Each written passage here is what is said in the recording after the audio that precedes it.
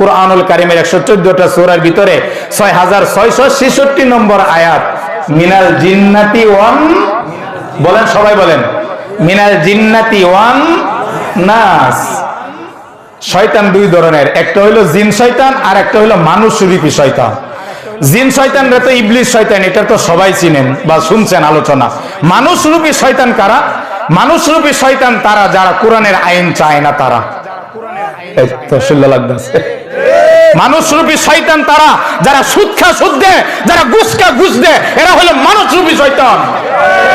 যারা অন্যের জমিন দখল করে, গরিবের উপর জুলুম করে, অন্যের জমিন আত্মসাৎ করে, গরিবের উপর জুলুম করে, অন্যায়ভাবে অন্যের উপর জুলুম করে, এরা মানুষ রূপী শয়তান।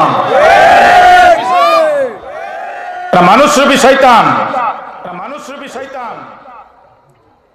আল্লাহ তাআলা বলেন, মানুষ রূপী শয়তান যারা, এরা কোরআনের বিধান চাবে না, আল্লাহর জমিন আল্লাহর খিলাফত হোক তারা চাবে না। কেন?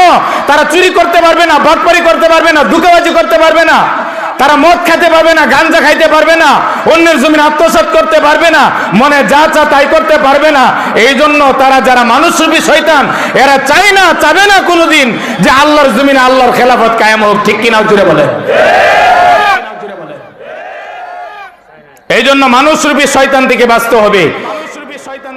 নামাজ যারা পড়ে না তারা মানুষ ভালো না, রোজা যারা রাখে না তারা মানুষ ভালো না, যারা হজ ফরজ হইছে করে না তারা মানুষ ভালো না, সুদ দে সুদ নে, ঘুষ দে ঘুষ নে, অন্যের জমি আত্মসাৎ করে, তারা মানুষ রূপী শয়তান, তারা ভালো মানুষ না।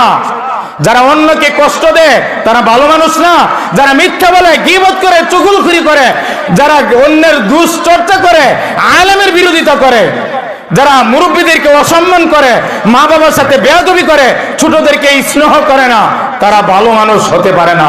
জুড়ে বলেন, চিল্লে বলেন, ঠিক কিনা জুড়ে বলেন, ঠিক কিনা জুড়ে বলেন। আল্লাহ আমাদের সবাইকে মানুষ রূপী শয়তান থেকে বেঁচে থাকার তৌফিক দান করেন, বলেন আমিন।